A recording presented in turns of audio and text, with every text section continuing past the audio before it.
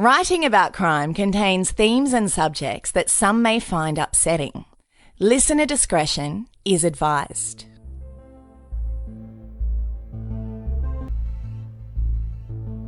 I am your host, Bonnie Lee, and this is Writing About Crime. Today, we will be talking about Karla Homolka, so please don't leave me.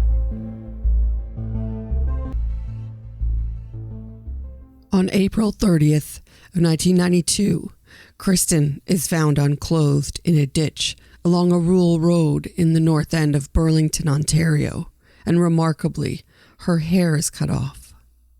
It was Roger Boyer who discovered her while driving his truck out to look for scrap metal. He pulled over to inspect what he thought was a pink rolled-up carpet, but turned out to be a person left naked and deceased, about 12 feet from the road. He drove to the closest farm and called police. He claimed he was not immediately cleared as a suspect, and even after having given prints made of his footwear and tire treads, police continued to periodically question him about the finding for over half a year. Later, it is discovered that the Bernardos washed her hair before cutting and discarding it. Her face was badly battered, and Kristen French is quickly identified by an old rowing injury that left her missing the tip of her left pinky finger and a piece of dental wear in her mouth.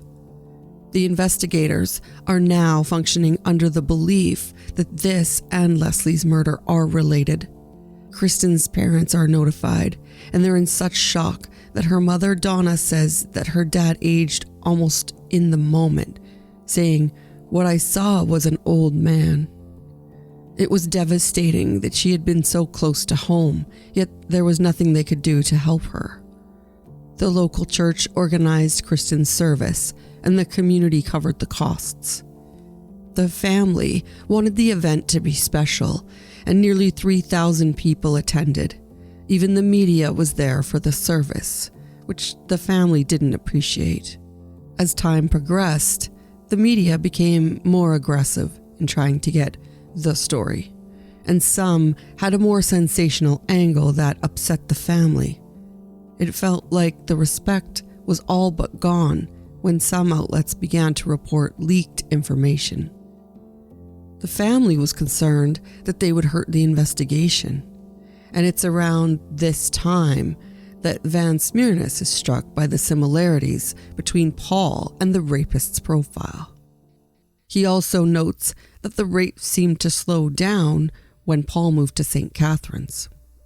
He knows the police need to be told about this lurking suspicion. He's haunted by a memory of when he and Paul vacationed for his bachelor celebration. Paul had made odd comments about attractive girls on the beach that were unsettling, like, "Wouldn't you like to abduct her and rape her?" He also had brought a girl up to the hotel room for sex, and when she scratched him with her fingernails in a moment of passion, he lost his mind. He yelled and swore at her, totally overreacting to the minor scratches, and immediately kicked her out.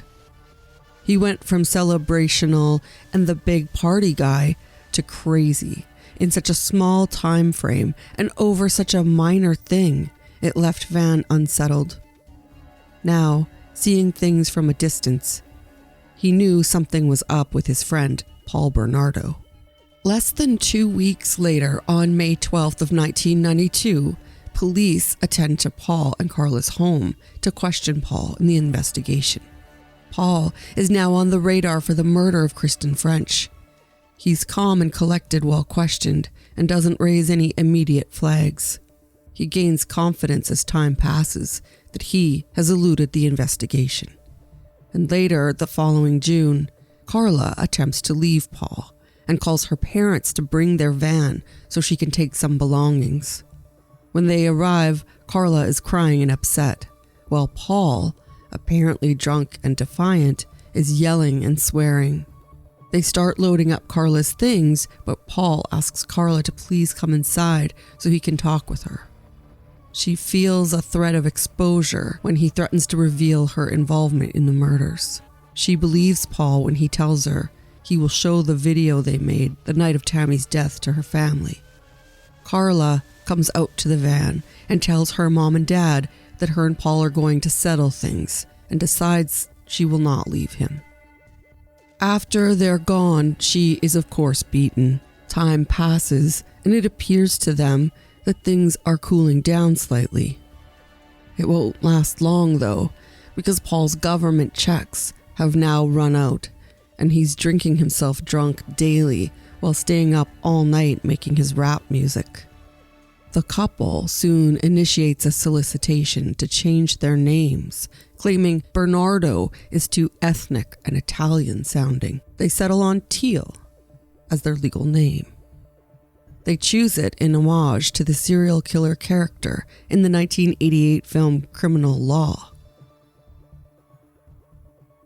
The couple continues to roleplay for the camera regularly, as Karla plays a character of one of their victims to seduce Paul. He would enhance the experience by watching tapes from his collection during their playtime. If Karla was struggling with this, you would never know from her behavior on the tapes. The name change won't distance them from their conscience, or perhaps just paranoia, because Karla begins to hear unexplained noises in the home. She's convinced the house is haunted. She hears Paul calling her name, and he's adamant that he had not. They both began to hear banging coming from their basement. Karla goes to Lori, a local psychic, for advice, and she suggests pouring ammonia in the drains and flushing it through the plumbing while chanting for the spirits to leave their home. Karla was not fully sold on the idea, but convinced Paul to try, and for a short time it seemed that the harassment haunting had simmered. Only later, the sounds and voices returned to haunt the pair. Perhaps related, or maybe not. Paul does at one point take an overdose of pills in an attempted suicide. Karla later argued that she got him help and didn't leave him to die because she's not the killing type. But Paul was now hounding Karla to go with him to find another girl. She's pushing back and doesn't want to go through with another abduction and possibly murder. But Paul is losing patience with her, and the abuse is getting worse. He breaks her down with cruel treatment, one time even throwing her down the stairs into the basement and leaving her in the dark. As she yells out in pain from the fall, he taunts her, saying, "Leslie is coming for you. She's down there where I cut her up." Anything will trip him to beat her, and his fuse is blowing all the time. Karla is struggling to keep it together, and something is going to break soon. December of 1992, the Center of Forensic Sciences finally is prompted to test the DNA samples that were collected from Bernardo in 1990 when he was questioned about the Scarborough rapes. That same month, just before the holidays, the girl known as Jane Doe has a dispute with Karla and Paul about her feeling forced into having sex with Paul. She liked Paul in the early days of the friendship, writing in a note to congratulate the newlyweds, "You guys are the perfect couple. I hope someday I can meet a guy like Paul, a good-looking, sweet, and caring person." But Jane began spending almost every second weekend with the Bernardos, hanging out and watching movies. Her mother was uneasy with the older married couple being so close with her daughter, and she would later testify, "I could not imagine why a married couple would be interested in a single person 5 or 6 years younger than themselves. Where were their friends?" She wasn't aware then that Paul had begun pressuring the young girl for sex. She had refused because she was a virgin and he was married. Paul would make her promise that he would be her first and manipulate her into performing oral sex on him multiple times.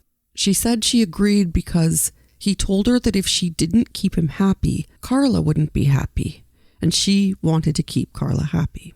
Paul would buy the 15-year-old girl gifts, and later, he and Karla would have Jane and her mother over for dinner.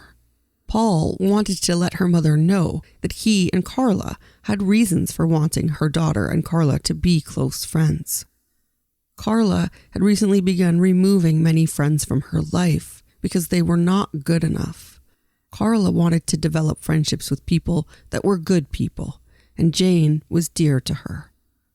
Her mother had reservations and told Paul to stop buying her gifts. They had money to buy whatever she needed. Paul told her he enjoyed giving gifts to all of his girlfriends. She didn't trust him. She became irate when later Jane's riding instructor confided to her that her daughter made concerning comments about her relationship with the couple. When her mother confronted her, she admitted only to Paul touching her breasts.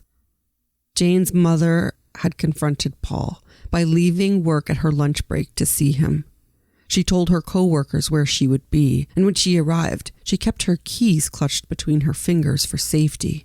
He argued that he would never do that to a young girl who was a friend of his wife. And as she drove out of the yard, Paul yelled at her from the top of his lungs, "I would have no reason to," and it made her uneasy. Paul called Jane later that day and scolded her for not telling her mother that all of it was her idea. Jane's mother would end up allowing her to visit her friend Karla occasionally, but didn't agree with it. She would insist that she drive Jane there and pick her up whenever she visited the couple. However, Jane had continued to idolize Karla and saw her as a surrogate sister. She would sometimes have to sneak around to be able to visit the older couple. Jane tells Karla that she's upset with Paul's unrelenting pressure, and she had met her limit when he told her she was worthless and didn't deserve to live. He had gotten angry and threw a photo of her on the ground and made Karla go upstairs to the bedroom. Jane contacted her mother to pick her up, and while she waited for 45 minutes for her mother to arrive, Paul stood at the top of the stairs staring down at her. It made Karla very nervous about bringing extra attention to Paul, and so it was the last time that Jane Doe will have anything to do with the couple. In late December of 1992, Paul beats Karla severely with a flashlight. She has severe black eyes and markings all over her arms and legs. She still goes to work on January the 4th and explains her injuries away as the result of a car accident. No one believes her, and co-workers contact Karla's parents. On the advice of her co-workers, mother, and her sister, she leaves Paul, and she decides to be treated at the St. Catherine's General Hospital. She's encouraged to file charges against Paul, and she's photographed with brutal bruising around both of her eyes. The photos are shocking. The blow to the back of her head was so severe that it caused both of her eyes to turn black and bruise. In the full body photos taken, it is noted that Karla is wearing a Mickey Mouse watch. Early on in the investigation, it's believed that the watch belonged to Kristen French. It was missing when they recovered her body, and when Karla is asked about it later in interviews, she goes white and loses composure. It must have just rattled her, because later it is claimed that the watch was broken and burned in the fireplace. She's discharged after 4 days and decides to stay with an aunt and uncle in the Brampton area so she's safe.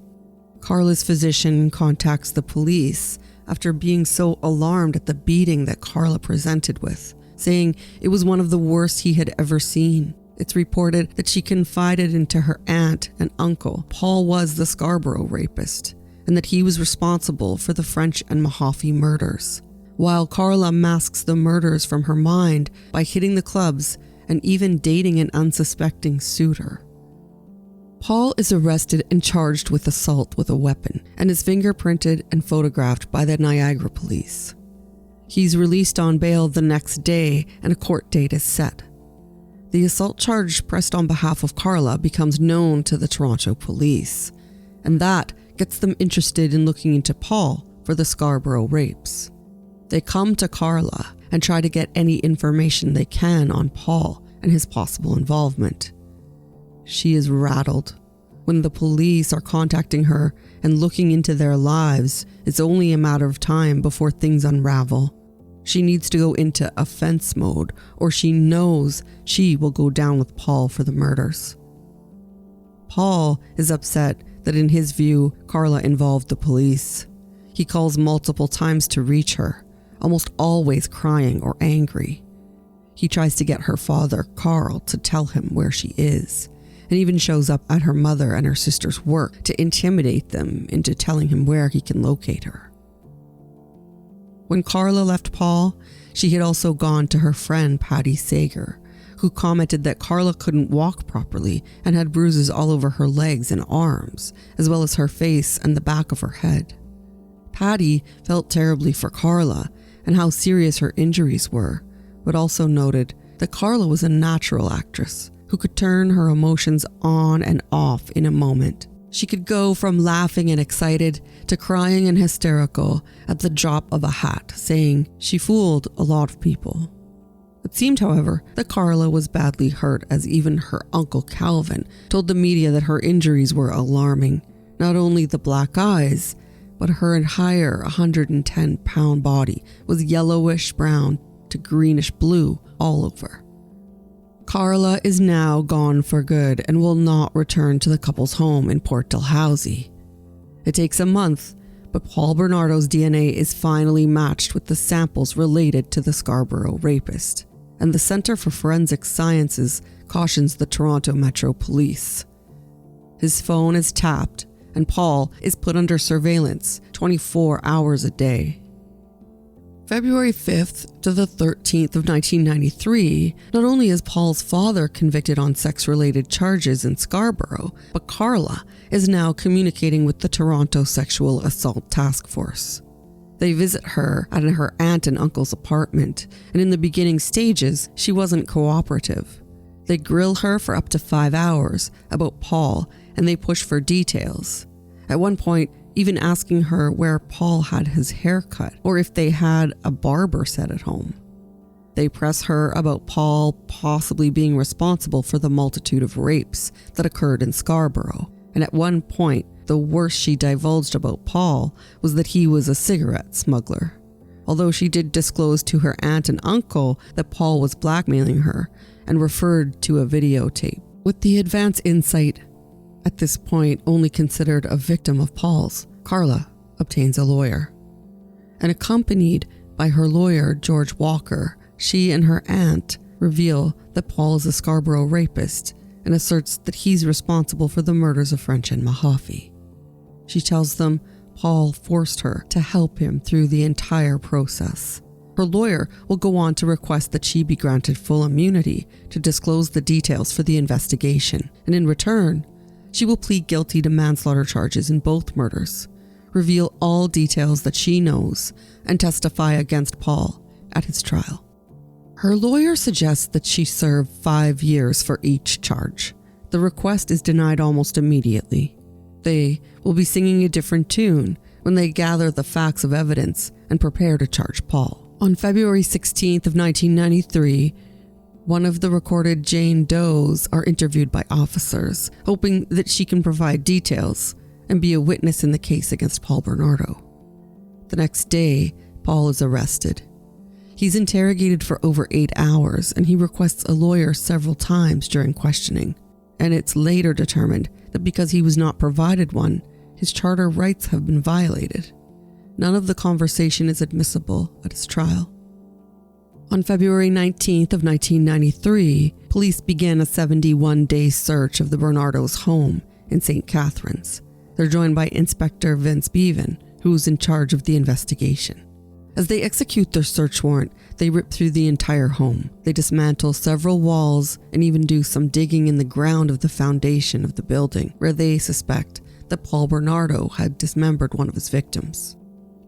They gather as much evidence as they can, finding handcuffs, a hunting knife, a list of victims in the Scarborough rapes, books that present deviant sex, and a videotape that contains images of Paul and Karla both having sex with one and possibly 2 different young girls that they could not yet identify.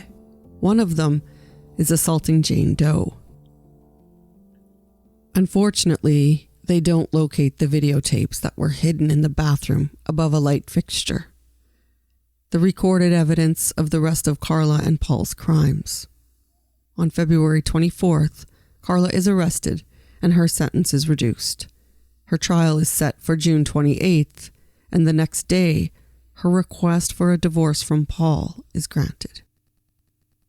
On March 5th, 1993, Karla Homolka is admitted to Northwestern General Hospital, and Dr. Hans Arndt is to complete a psychiatric assessment. The assessment is so involved that she remains in hospital, meeting with the physician until April 23rd.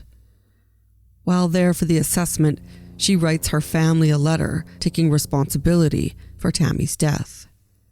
She claims to hate herself for lying and that they may hate her, but both her and Paul are responsible for her death. She describes her abuse and that Paul was controlling her.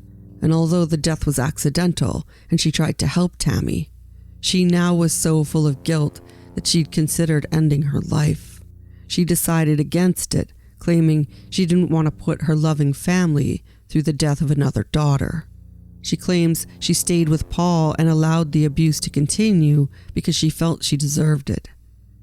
She goes on to close the letter saying she never wanted anything to happen to her Tammykins, and that she didn't expect forgiveness because she can't forgive herself. The letter reads like a preemptive strike before they find out the details, and Karla knows that will eventually happen. In the meantime, Paul's father is put in jail for 9 months, with 3 months of probation for his sexual assault conviction. And then that April, Karla finds herself living with her Uncle Calvin and her Aunt Patricia.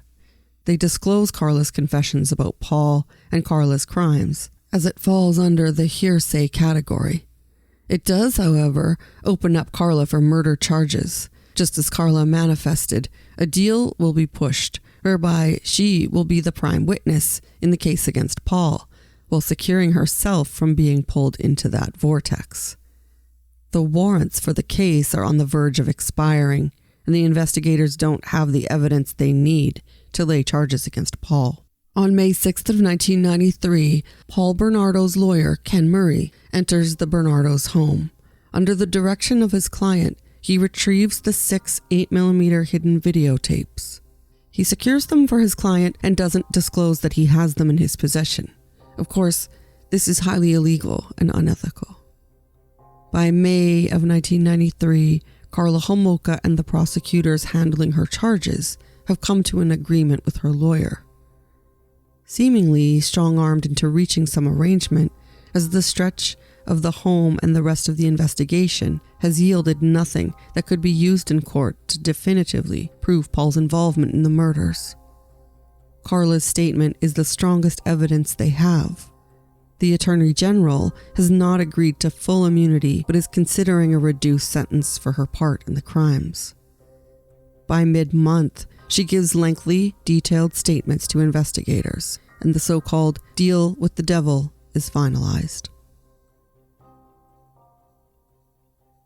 Karla will be the Crown's witness against her husband in his trial.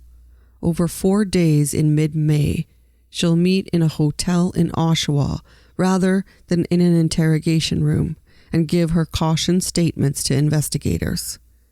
She speaks in a juvenile voice and wears junior-style clothing.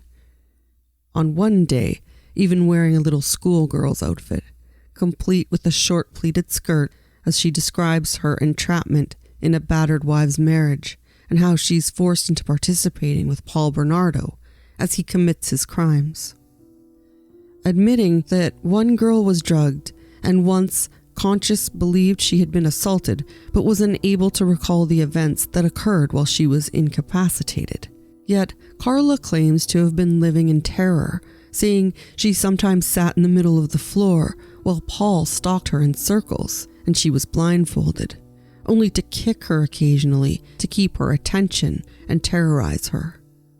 Karla blames Paul for her sister's death and details the events around the murders of Leslie and Kristen, admitting she helped lure Leslie to their vehicle. She outlines how the girls were both made into sex slaves for Paul, and that he in fact strangled them each to death. She tells of Paul bragging to her that his victims are at minimum 30 women, while detailing her abuse and the kidnapping, rape, and eventually murder. She runs off on tangents about her anger that Paul used crystal champagne flutes given as an anniversary gift to serve Kristen French an alcoholic drink. When she returned home from work, knowing that Paul had been at home with a kidnapped girl and assaulting her blindfolded, her concern went to the crystal that she said was from France, which we never used. On May 18th, she's arrested on 2 charges of manslaughter. She appears in court and waives her right to a preliminary hearing. It's decided that she will be committed for trial. Karla is released on bail and is seen going to bars in Burlington, partying and looking for hookups. By May 19th, Paul is finally charged in the murders, 2 counts each of first-degree murder, kidnapping, forcible confinement, and aggravated sexual assault, and 1 count of committing an indignity to a body. On June 17th of 1993, Karla attends 57 Bayview Drive and walks investigators through the home, which has been virtually gutted by this time. She speaks in an odd tone, sounding almost childlike, and is again dressed in a little schoolgirl's outfit. She seems eerily focused on what would seem to be of not a great significance considering the situation. She inquires about damage to the furniture during the search, asks if her perfume samples were removed by Paul's lawyer, as she shows investigators where Kristen French was cleaned up and her hair cut off after her murder. Even as she walks investigators to the basement, describing how Paul carried out the murder of Leslie Mahaffey, she asks, "Can I ask you a question? Can I have that book, or does it have to stay here? My sister wants it." She appears annoyed when she's told everything in the home has to remain where it is. On June 28th, Karla's trial and plea agreement is entered at the law courts and the process begins. She will be prompted to describe all of the events as well as undergo several mental health examinations. She has managed to secure a deal before anyone even knows of the videotapes showing her guilt and direct involvement in all 3 murders. On July 5th, Justice Francis Kovacs orders delay on publication of most information from Karla Homolka's trial. On July 6th of 1993, Karla pleads guilty to 2 counts of the lesser charge of manslaughter in the Ontario Court of Justice. She will be instructed to serve only 12 years, 5 for each of the Mahaffey and French murders, as well as a tagged 2 years for her sister Tammy's death. The details of her statement of facts are under a publication ban by Judge Kovacs to protect the case against Paul Bernardo. If there is any belief that her statements created an unfair trial or unfair conditions for Paul, it could jeopardize his conviction. But the media is very discouraged. The photo and letter Paul and Karla placed in Tammy's casket is discovered in July, when Tammy is exhumed for forensic tests. Dr. David McAuliffe, a forensic pathologist in the Toronto's coroner's office, would examine her remains to determine if the manner of death shows similarities to the Leslie and Kristen murders.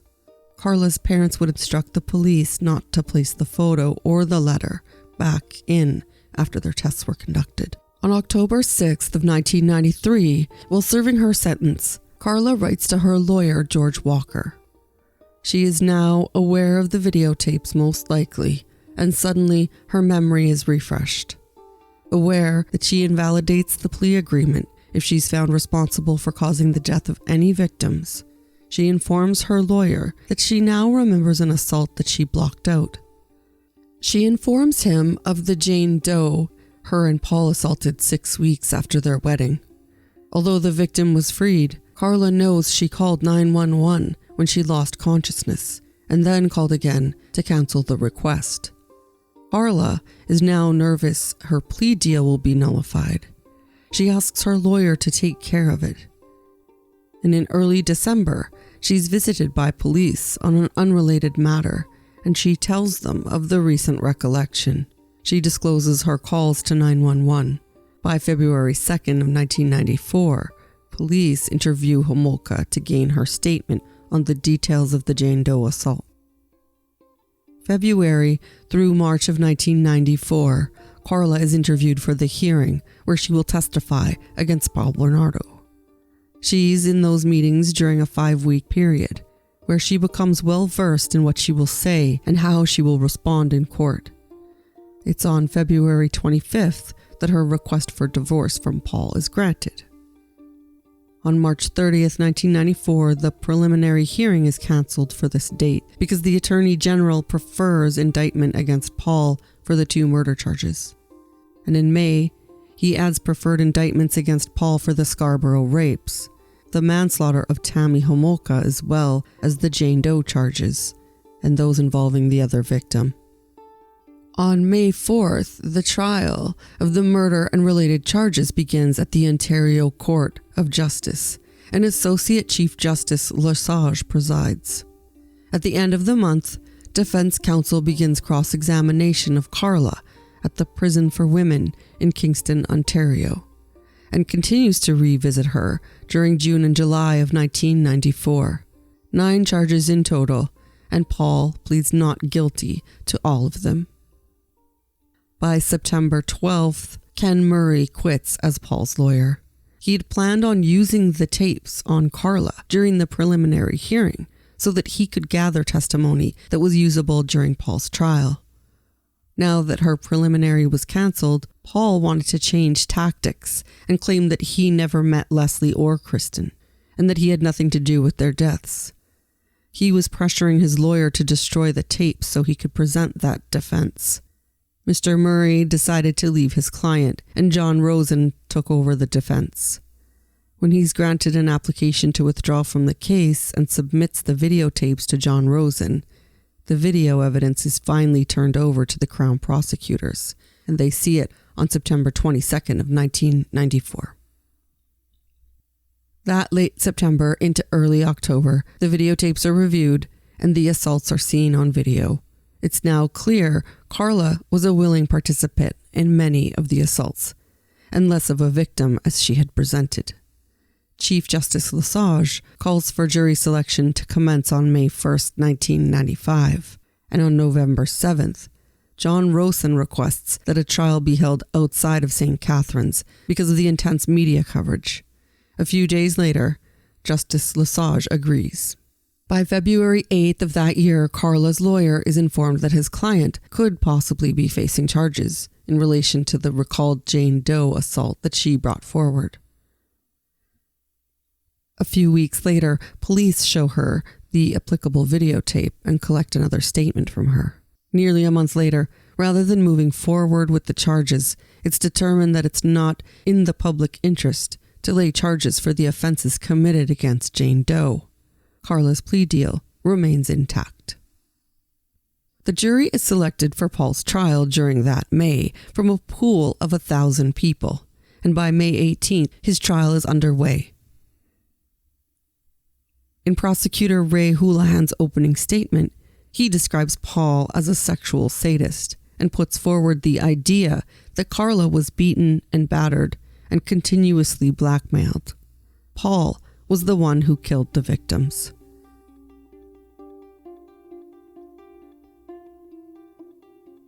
By the end of May, the tapes are allowed to play in court, although only the sound is played for the public gallery, including the media. Shortly after, it's reported that Karla's mother begins to have psychological breakdowns almost annually as Thanksgiving and Christmas seasons approach. She would sometimes be hospitalized for months at a time. In turn, by that March, Jane Doe decides against pursuing charges to charge Karla with sexual assault. Her mental state is deteriorating, and she wants to maintain her privacy. Another lucky break for Karla. This brings up issues for her plea deal, but they're skirted under the argument that Karla didn't disclose the assaults against her young friend because she suffered from post-traumatic stress disorder amnesia. Her lawyer worries this could back up on their case if she's considered ineffective as a witness against Paul at trial. Between June 19th and July 14th of 1995, Karla is set to begin her testimony against Paul in court. Shortly before, She writes to her friend Mary Luton, whom she had worked with at the Martindale Animal Clinic in St. Catharines. She writes, "Dear Wendy, I'm letting my bangs grow. After all, I want to look my absolute best when I go to court and see Paul.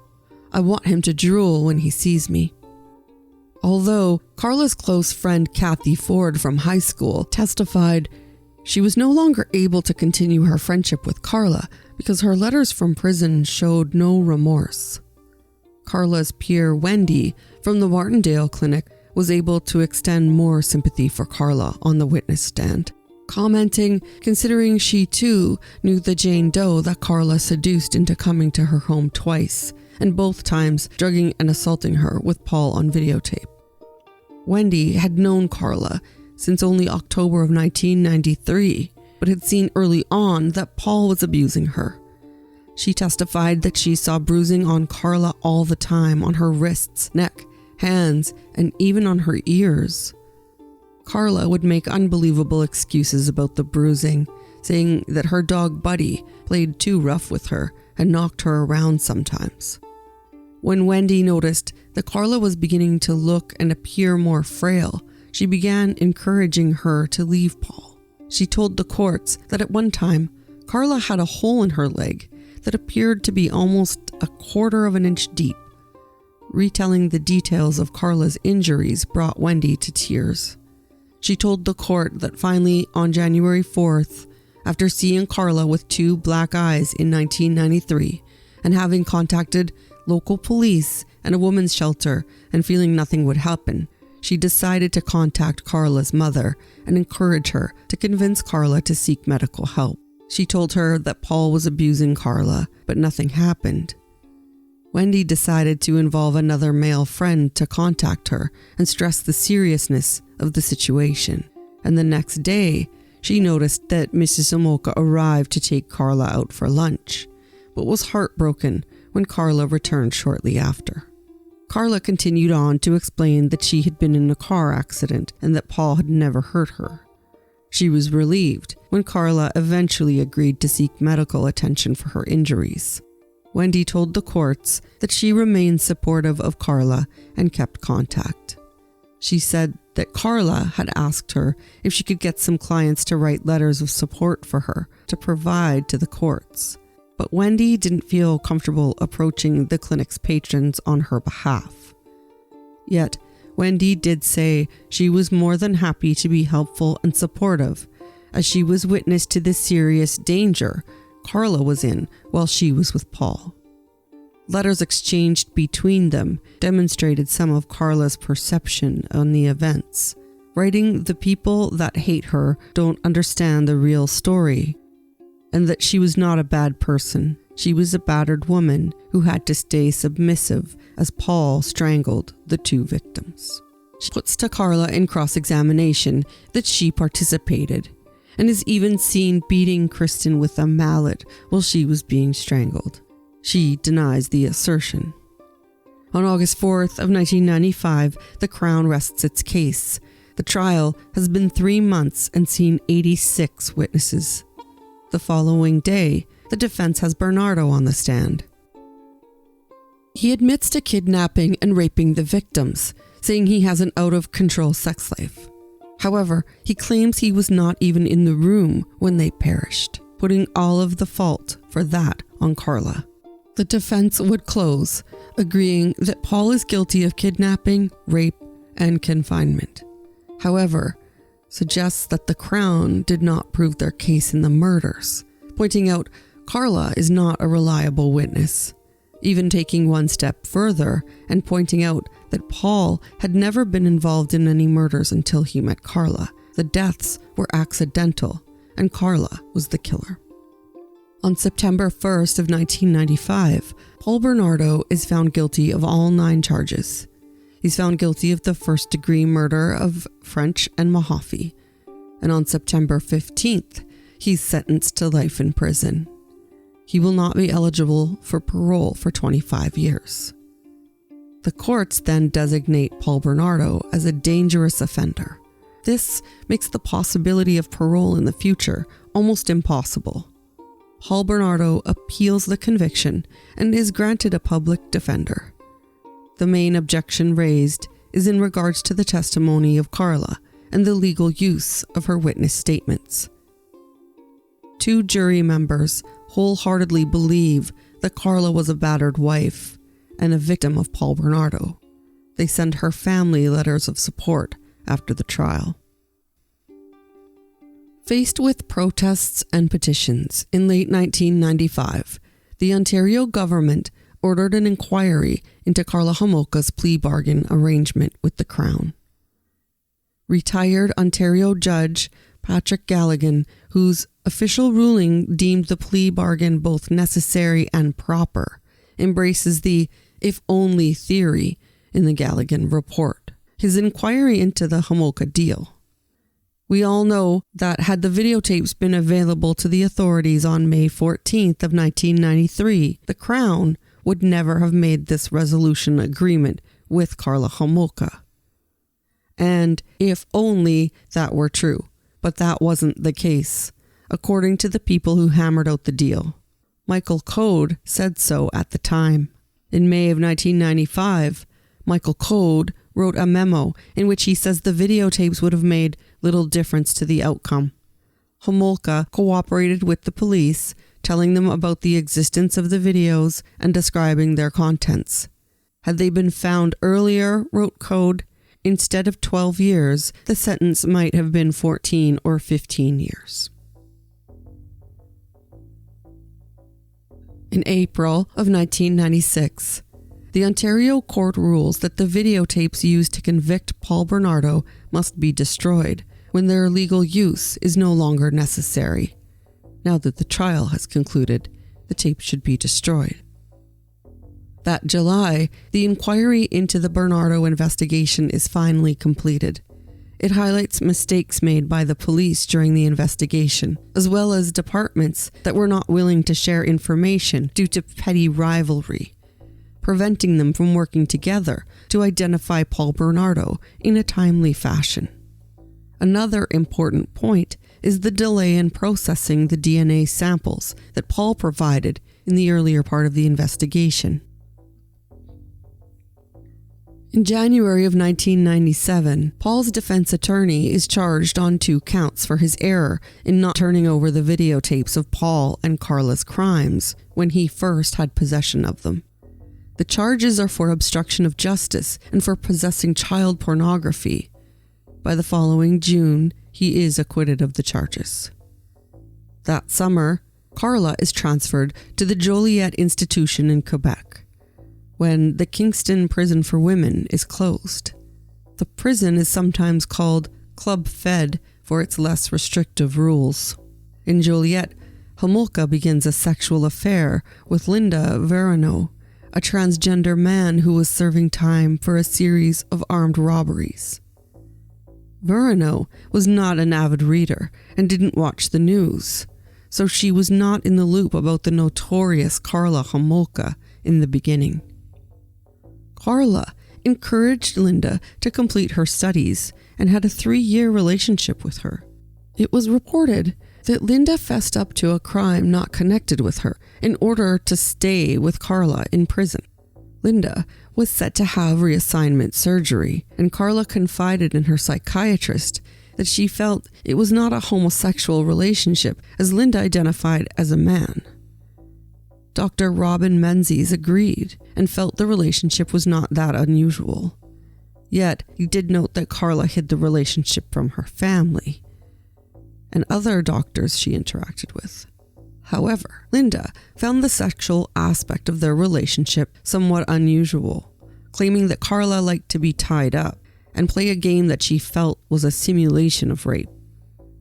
When she writes love letters back and forth with Linda in prison, she uses similar baby talk and airhead type short sentences, as she did when she wrote love letters to Paul. Yet, when corresponding with author and journalist Stephen Williams, she's well versed with a high capacity of complex ideas and has exceptional comprehension and communication skills. She seems to adapt to fit her audience, almost giving away her manipulative personality. This comes as no surprise, knowing that people that were close with Karla, or even just associates, had observed her ability to adapt her personality quite drastically depending on the situation. In March of 2000, Paul's request for a new trial is refused by the Ontario Court of Appeal. It is then elevated to the Supreme Court of Canada, where in September of that year, his leave to appeal is denied. October 9th of 2000, Karla is happy at the Joliet prison, but Corrections Canada want her to go for a psychiatric examination and move her to Saskatoon, Saskatchewan.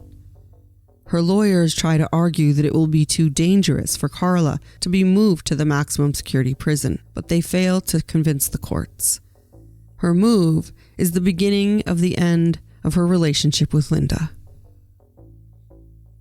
The following January, Karla is transferred to a Montreal psychiatric hospital to undergo more treatment at the Sainte-Anne-de-Plaine Institution, a maximum security prison where she meets Jean-Paul Gerbet, a 38-year-old man from France who was serving a life sentence for strangling his girlfriend, Cathy Carretta, whom he moved to Quebec to be with.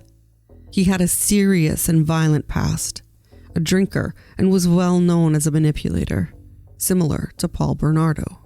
He was charming and devious.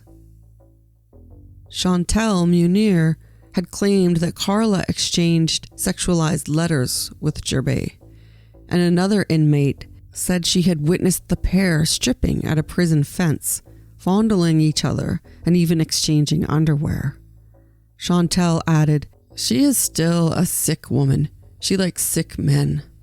Karla and Gerbert would leave each other little love letters in common areas where the female and male population would have to use at different times.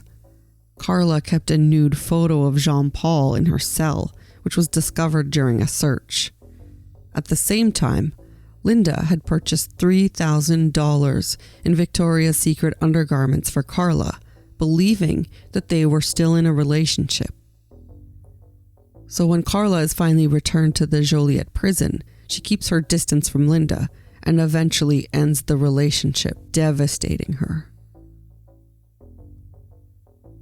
In November of 2001, Karla tells a journalist and author, Stephen Williams, in written correspondence between the two, "The more time that passes, the more I'm haunted by everything. I can't even talk about the details of what happened anymore. Before, it was almost like telling a story where I could take the emotion out of it, but not anymore. Now it's way too real." She denies ever being serious about Linda, claiming she may have had something with her, but it was long over, and denied being involved with Jean-Paul. On December 16th of 2004, 3 years later, the National Parole Board rules that Karla must complete her full sentence, ending on July 5th of 2005. That April of 2005, Michael Bryant says Karla will not be charged in the murder of her sister Tammy when she's released, even though she had written a letter to her parents confessing that she was involved and was on video participating. In fact, she held the cloth of Haldane to her face, which was deemed to be the cause of her death in the final analysis. On May 19th, a new law is passed by the Canadian Senate that requires violent criminals to give DNA samples, and it is inspired by the pending release of Karla. In preparation of Karla's release, reviews of her prison files are heavily reviewed. Dr. Hubert van Gieseghem, psycho-legal expert and psychologist who assesses Karla's case, claimed her behavior in prison was still far too messy and carried the color of the kind of life she's had with Bernardo. She retained that feeling of all-powerfulness and dripping narcissism. All those who knew her or would have to make a report on this woman were struck by this great narcissism. It's possibly true, although many were critical of the doctor's report on Karla. Even Karla complained of his amateur observations. Although she was clearly very insightful and intelligent, she had a skewed view of herself and what she expected of the public, writing to the author Stephen Williams, "People are always going to interpret what I do as bad. They'll pick out one bad thing from a sea of good, and I'll be judged on that." So many psychological reports were prepared and presented for different purposes, each one seemingly contorted to fit the need of the report. When reviews were conducted to see if she would qualify for private family visits, she is reported as open and respectful and working on every aspect of her correctional plan, while another called upon for submission regarding her application for escorted temporary absences, called her defiant and demeaning, saying she seemingly only works on one aspect of her correctional plan. Finally, on June 2nd, in 2005, in Joliet, Quebec, prosecutors argue in court that when Karla is released, there should be restrictions on her. After 2 days of arguments, Judge Jean R. Beaulieu agrees that there is a risk involved in releasing Karla. He rules that she should be restricted in some ways, including confiding her address, where she works, and who lives with her. If she will be away from home for 2 days or more, she needs to give notice 3 days in advance. She must continue therapy and counseling. She cannot consume drugs or alcohol, and she cannot be around people under the age of 16. He also says any name changes must be submitted to the police, and she cannot be in contact with any violent criminals and is restricted from contacting Paul Bernardo or any of the victims' families. Karla makes a request with the courts that the media be prohibited from revealing details about her life after she is released. Her request is denied prior to her release, and on July 4th, Karla is released from prison and arrangements are made to have her driven out of prison to avoid the media. She's whisked away and hours later appears on television giving an interview on the Canadian broadcasters SRC, a French channel in Montreal. On the program, she admits that she prefers to stay in Quebec as the media coverage there is far less intense. The ever-cunning Karla was wise enough to brush up on her French and requests that all legal communication, including government documents and psychological assessments, be in her first language, French. And Karla continues to have her lawyers fight for her privacy. In August of 2005, Karla is discovered in the suburbs of Montreal working at a hardware store. Her employer, Richard Lapointe, had apparently offered her the position in the months before her release. Richard claims he had been given a second chance in life and regularly helped people fresh out of prison to get their lives back on track. He contacted Karla's lawyer several times to make his generous offer known to the inmate. Karla begins training as an associate, but shortly after, Richard ends up entangled with the authorities, and when he is charged with sexually assaulting his former wife and trespassing on her property, police advise Karla he is no longer a suitable employer to report to, and she's implored to search for a job somewhere else. Lapointe is kind of an off guy, and he ends up revealing her location to the news, and he also reveals he had made recordings of their conversations. He accuses her of breaching her conditions by contacting someone with a criminal record and coming into contact with children, citing instances such as Karla had a lesbian lover in prison named Stivia Claremont, who was convicted of murder. She had a troubled son, and Karla was trying to help him out. He also said Karla would agree to watch his 2 sons, aged 9 and 14, for an hour. He claimed she did not disclose that she was violating her restrictions by being in the company of underage children.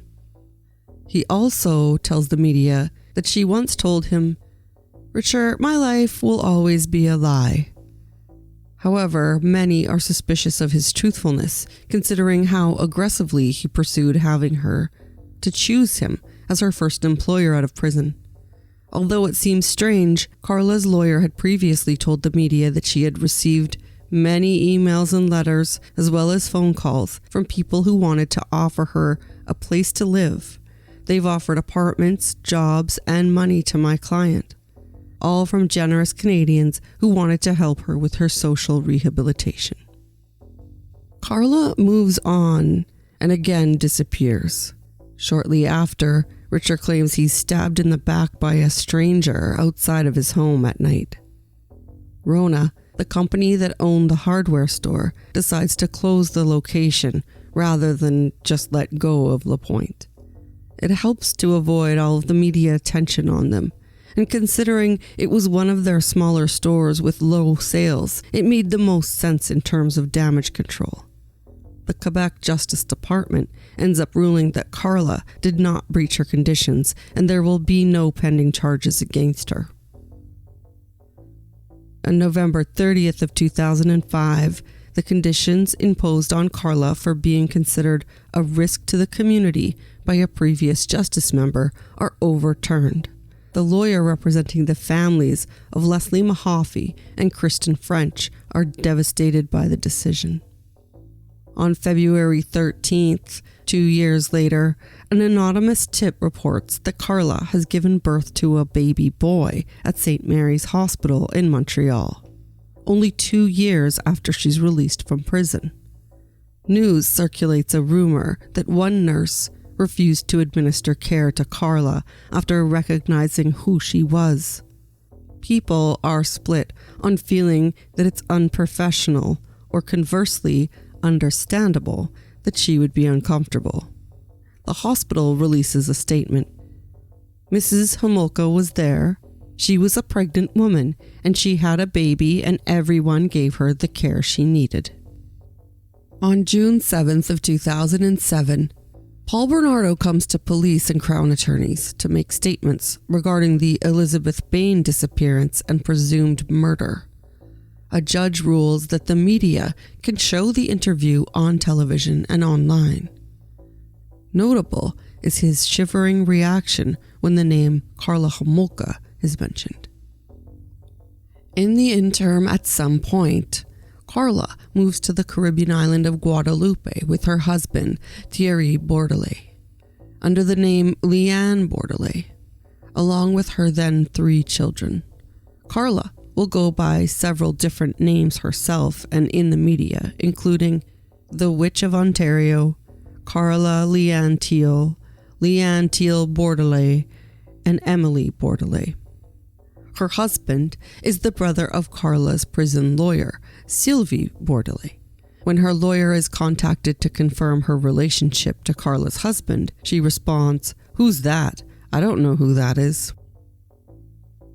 On June 16th of 2010, concern over Karla being able to apply and be granted a pardon for her crimes is piqued, until Minister Vic Toes passes a bill preventing notorious criminals from being able to partake in the application process.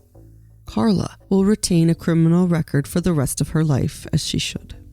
In 2012, after being discovered in Guadeloupe by a Canadian journalist named Paula Todd, Homolka returned to Quebec. Paula has decided to seek out Karla after hearing rumors that she had taken up a position, working in some capacity as an educator's assistant with small children. There was never any real evidence of that, but it did, however, provide the public even more reason to detest her and to criticize the deal that allowed her to be out of prison already, leading a relatively normal life. After agreeing to disclose what trail of documents led her to find Karla, it suspected an extended family member of her husband's side had posted a tidbit of information that disclosed where they were. Paula Todd had commented to the National Post that she believed her husband's side of the family was not happy with the marriage and did not support it. Karla agreed to a short discussion and invited her into the average-looking suite where she resided. The discussion was tense, but Paula did observe that Karla kept a clean and organized home and commented to her that she seemed like a caring and involved mother. Karla made a sarcastic comment back about the short amount of time she was able to come to such a conclusion so certainly. Karla knew that people, including the media, all disliked her, and she would be in confinement of sorts for the rest of her life. It was clear that Karla did not want to discuss any of her past and made no indication that she struggled with any emotional issues since her release. It's not lost on the journalist that Karla had helped to kill 3 young people and was now free and raising 3 of her own. Paula even found it poignant that when one of Karla's young children came to sit on her lap, she had to reassure Karla that the child was safe with her. Karla failed to see the irony in the moment. Many insiders suggested that Karla and her family would stay in Montreal during the summer months and return to Guadeloupe in the winter months. Perhaps that's why it had been so hard to nail down her exact location. If people were curious about Karla's ability to mend fences with her family, their doubts would be quashed when her sister Lori's little boy is featured on Karla's online shop, Bébé Dessous, modeling her handmade baby gear. When some customers determined that Karla was the one running the online company, she was unable to keep it running, although some commented it was a shame, as her homemade items were well crafted. In late April of 2016, the media discovers Karla and her husband are residing back in Quebec, in a suburb called Châteauguay, and some are planting themselves near the home. Karla comes out yelling at them to get off of her property. Neighbors discover that she's living in their community and begin to comment to the press. One who had no idea she lived next door saying, "I feel very sad for her children." Some commented on their disgust having Homolka around, while others expressed her right to privacy and that she should be left alone to raise her family. Others were demanding she move. The next day, a local reporter is waiting in the driveway of Karla and her husband's home. He is clearly annoyed at the unwanted attention. When asked how he feels about the neighbors being unhappy knowing that Karla Homolka is living in their neighborhood, he quips, "If they are worried, all they have to do is move," stressing that it's a free country for them to live where they wish. Has anything happened over the past 10 years, so why are they worried? I don't see why they are worried. The Châteauguay mayor, Natalie Simon, tells the media that the attention is unpleasant, but there is really no way to know who is buying property in the municipality. And although they're in the spotlight now, something else will come along and the spotlight will move along with it. Until then, she assured the community that mechanisms were in place to ensure the safety of all community members. So, was Karla afraid to leave Paul Bernardo, or was she fulfilled by her involvement? Psychoanalysts have drawn the connection between Karla and a syndrome known as Bonnie and Clyde syndrome, or hybristophilia.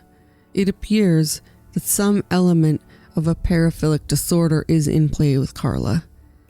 She had the proclivity for dark sexual fantasies at a young age. Many teens and young adults do as they experiment and explore sexuality, and of course even adults do the same. However, when the disorder comes in, it resembles more of an urge than a desire, and those urges cross the line of exploring and sexual play when they involve their own suffering or humiliation on themselves or their partner.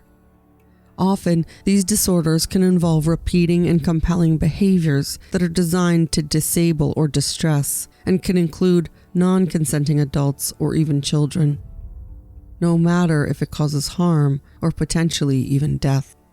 At times, objects can be part of the fantasy. We know for Paul this was the case, as reports of his early rapes included him inserting twigs into his victims, and later, a wine bottle seems to be a recurring item used in the assaults, and Karla was also involved. This sounds very much like what observers have reported about both Paul and Karla, but in Karla's case, there is always this angle of victimization, and that the suggestion that she was under Paul's control rather than seeking to fulfill her own fantasies. Others take it a step in the other direction, concluding that her participation was consensual and that she most likely includes a hybristophilic tendency where her arousal comes from partners that commit violent and offensive acts. Usually, you hear of this more in terms of people who are not necessarily participating, but feel an attraction to dangerous people's character. You see them in the news, women and men declaring their admiration for serial killers and other brutal criminals for no reason other than the dangerousness of their crimes. Serious crimes as well, like those of Ted Bundy, Richard Ramirez, and even Charles Manson. They become classified as prison groupies in the media, and most times it appears to affect females. Even Paul Bernardo has them. One 30-year-old woman from London, Ontario, had sent letters to Paul suggesting that she had plans to marry him. The educated and established woman told her friends that she believed Paul was innocent, that he was a bystander in the murders. And despite the overwhelming evidence, including video recordings, that contradicted her claims, she believed that she would prove his innocence and reveal the good man he was underneath. It's later revealed that she was an emotionally fragile but brilliant woman who had recently suffered a bad breakup. Her family felt that she was looking to imprint herself on someone that she perceived as dominant. She had originally contacted Bernardo to gather research for a book, but came to believe that he loved her unconditionally, and even had Paul's girl tattooed on her ankle. Karla's obsession with Paul seemed to begin with him fitting a mold that she had created in her mind of the perfect partner. An older, attractive businessman who would be in control and take care of her. As he chagrined her and earned her affection, he began to normalize deviant sexual acts and pull away from her when she didn't fall in line. For most, this would signal a time to end the relationship and move on. But for someone like Karla, stubborn, focused, and determined with the ability to manipulate, this may have presented as more of an excitement or game to keep his attention. When he turned the sun away from her, it made it that much more rewarding when he turned it back on. That's a powerful synergy, and considering Karla was still quite young and in the early stages of their relationship, I could see this being very effective. When Paul implied that he may reconsider the marriage, Karla delivered the young Jane Doe that she befriended through working at the veterinary clinic to bring him back in. No doubt to prove her worthiness.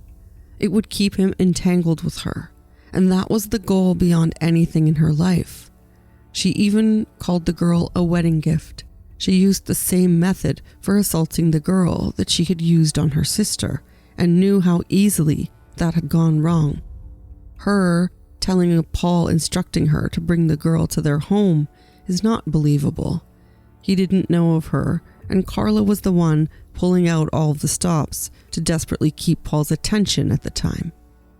She tried to deliver a friend of Jane's to Paul closer to the end of the relationship, and when that girl refused to have sex with Paul, he blamed Karla and beat her many times. He was unable to comprehend how he couldn't get what he wanted, and she was desperately trying to satiate his unrelenting demands for a new girl. Yet, seemingly when the tapes were disclosed, the tides turned with the public's ability to believe Karla was a victim.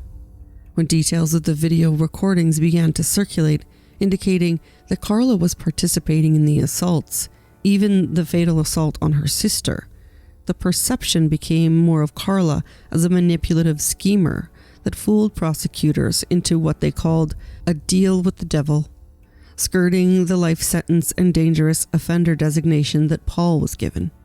It looked as though she tricked investigators by coming forward first and giving all of the details before Paul was even arrested, and that gave her a golden ticket and a token prison sentence.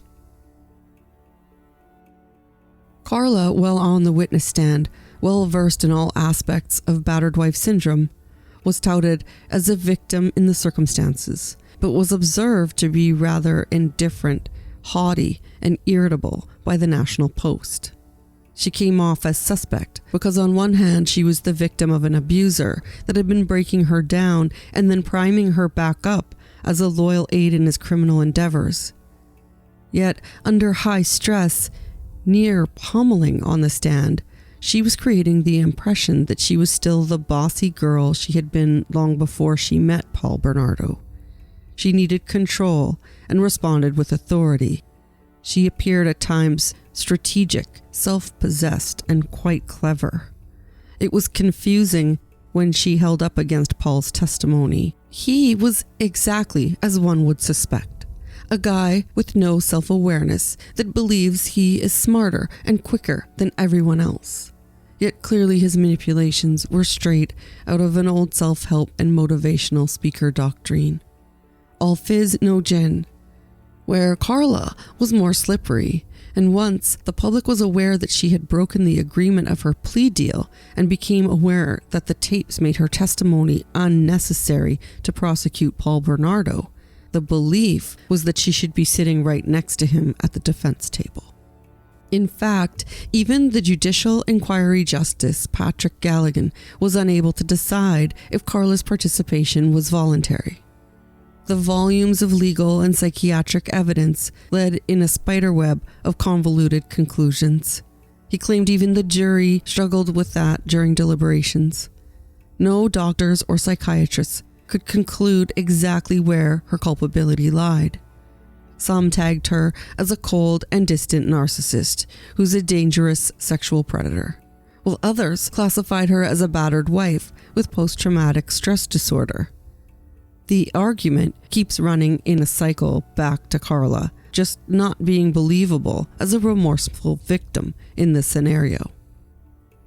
Karla continued to be a diagnostic mystery that presented very well, but underneath was morally vacuous, and the diagnostic community couldn't nail down exactly why.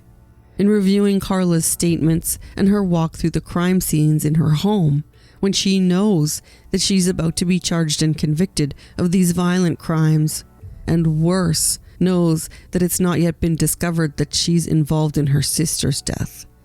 She's focused only in terms of how things affect herself, with no insight or empathy for the assaults. She's fussing over damaged furniture, missing perfume samples, and still holding a grudge about Paul using the precious wedding crystal to serve alcohol to Leslie Mahaffey. The wiring in her is just not connected right. Dr. Fred Berlin, an authority on criminal behavior, told the CBC News show The Fifth Estate that he rejected the battered wife syndrome defense. He argued the crimes Karla committed were not about her suffering, but rather about the victims that she hurt, who had been no threat to her. Even the Crown prosecutor felt that the duress she reported was basically proportionate only to what she would admit responsibility for. Yet, Dr. Andrew Malcolm suggested that Karla was under Paul's control and that he had developed that control from the beginning of their relationship. She was young and simple, and felt a sense of worthiness when her family and school friends expressed how impressive the couple was, especially what a great catch Paul was. Karla may have been acting out of fear of abuse or even death, as she would claim. However, at the time of her sister's assault, the couple was not married and they were independent.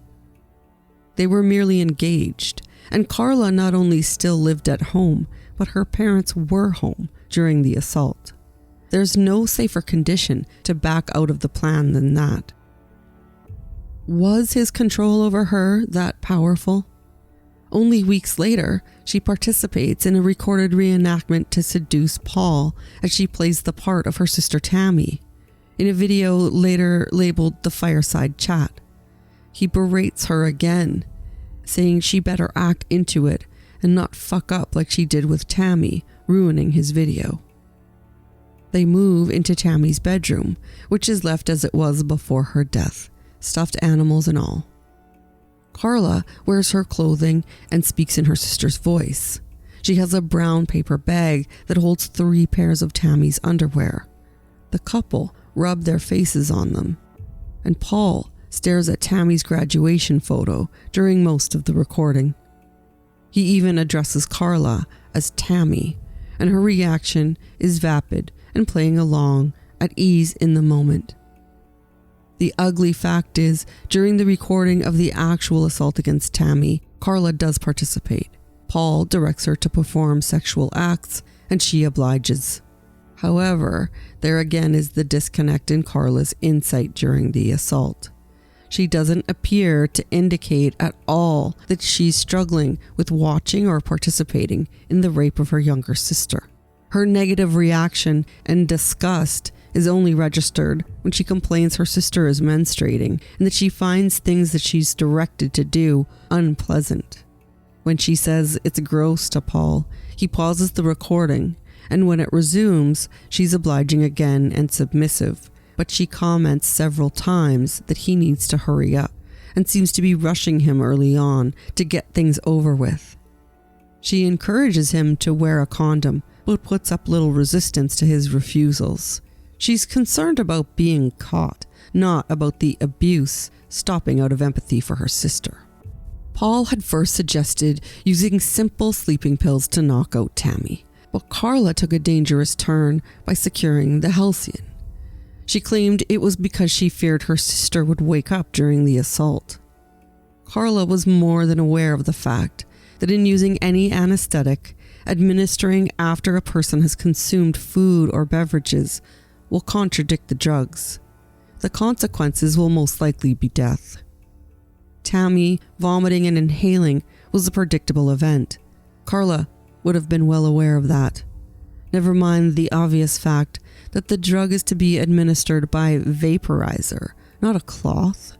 In fact, after Tammy's remains were reviewed for a second forensic report after Karla's plea deal was already completed, his notes indicated that she was most likely smothered by the cloth, in direct contradiction to Karla's claims that she only hovered the cloth over her face in recorded statements. The video evidence refuted this totally when she could be seen holding the cloth directly onto Tammy's mouth. I don't want to labor the point, but if you consider in the mind of Karla, where do you think her thoughts are going to when the assault is nearing its conclusion and Karla knows that she will now have to live in the home with Paul and her parents and her younger sibling, just waiting for them to have any indication the two of them assaulted Tammy after drugging her? Was it an accident that she left the cloth on Tammy's face and then lied about touching her face with the cloth to investigators? She makes a point of not only telling but showing in her statement that she hovered the cloth over Tammy's mouth so she would inhale the vapor, but the autopsy indicated she was smothered. The pooling of the anesthetic proved that there was excessive liquid introduced into Tammy's system. Karla's plea included the clause that would be scrapped if later any evidence were to come to light that she was directly responsible for the death of any of the victims, taking the breath of any of the girls. So in her statements, she seemed to be astutely aware of that fact. Years into her sentence, she would at first write that she feels responsible for Tammy's death, but would eventually change her mind and only say that she bears some responsibility. When quizzed about the change in accountability, she coldly responds, "Feelings change, facts don't." Later in the interview, held immediately after her release with the Francophone branch of the Canadian National Public Broadcaster, the CBC, she told of feeling remorse and crying often. She said she had done horrible things, but when pressed further to describe any insight into her involvement, she responds, "Well, I didn't initiate the crimes, I followed. Yes, I did what I did, but..." There are even bigger concerns with her narrative. While Paul was unequivocally a dangerous and violent sexual sadist whose treatment of his victims was inhumane, many point to the fact that until he was entangled with Karla, he had never murdered his victims. It's likely that Paul would have continued to escalate in his crimes as time went on. Many do, and it's not out of the ordinary. However, when you step back, it's notable that he was the one acting out of desire to keep a victim for as long as possible. He coveted the brutal sex acts, no doubt, but he had always spoke of his desire to retain a sex slave. His fantasy was never to extinguish them. His fantasy was to keep them. He envisioned the dream of a mansion or sometimes a farm where he would keep women forever, there at his disposal.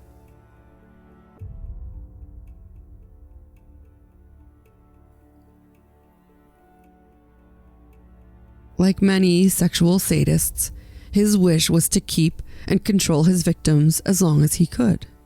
It falls in line with his reputation as a pack rat. He kept everything. It was a dangerous habit. He kept the receipt for the concrete mix that he purchased to encase Leslie's remains, which was one of the clues that led back to him. He kept items from his victims during the Scarborough rapes, and of course, anything he could of Tammy's after she perished. That's why the video recordings were such a personal obsession for him during the crimes. He wanted a collection of videotapes so he could relive the experiences over and over. It appeared his concern was focused on getting the best recording possible, not the assault itself, that kept his engagement. In fact, he often had problems keeping his attention focused enough to perform the assault while fussing over the recording. He was director, then actor, in that order. Risky behavior, considering these recordings would undoubtedly be the evidence that would nail his coffin. There is no doubt that he was diligent to avoid detection and prevent being discovered. He was focused on having Karla clean everything that the victims touched in the home, and even insist on Karla removing Kristen's hair and cleansing her body in case carpet fibers, body fluids, or anything in the environment of the crime were to lead back to them. He spoke of DNA and its ability to direct towards the suspect. He even knew they had his DNA in multiple forms, since back in the Scarborough days. He was cautious, but Karla was the quiet force that pushed Bernardo to see there was no other option than murder. While Paul was the one with the control, Karla was the one with the coercion, always guiding his thoughts to murder. She spells it out in her statements and on the witness stand in Paul's trial very clearly. She tells him they have to keep commitments with the family to avoid suspicion and to secure their alibis.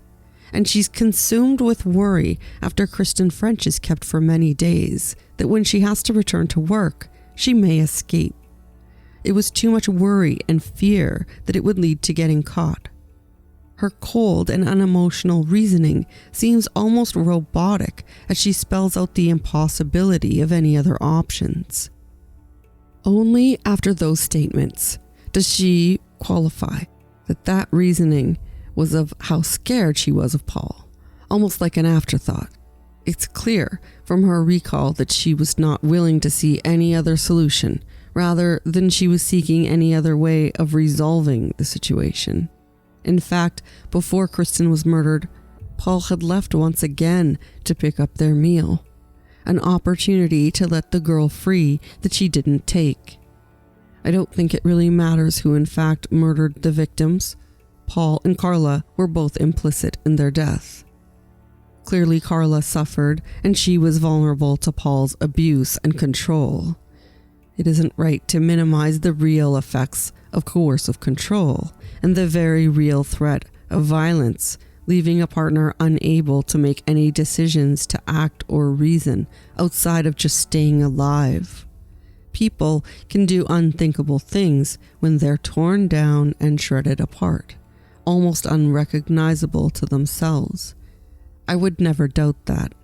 What I do doubt is that Karla is any less responsible or accountable for the death of the 3 murdered women, including her own sister.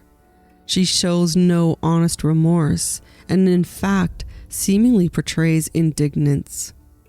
She can posture and act offended by the media pursuing her and people's constant concerns about her being in their communities. People in her nice suburb were feeling terrorized when they discovered Karla had accompanied several school children on an outing as a volunteer parent, and once brought her family dog to visit her child's classroom and engaged with the students there. For all of the families and friends who share heartfelt comments and memories of the beloved victims, Tammy Homolka, Leslie Mahaffey, and Kristen French, Karla can never escape one simple truth.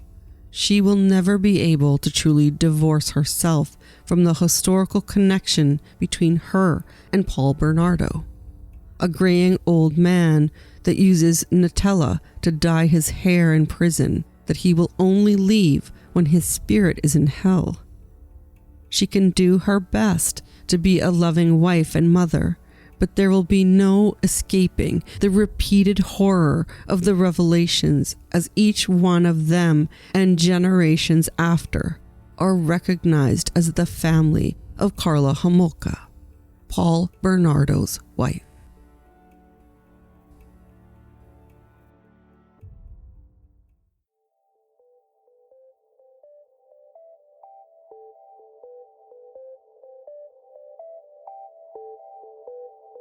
Thank you for joining me for this episode of Writing About Crime.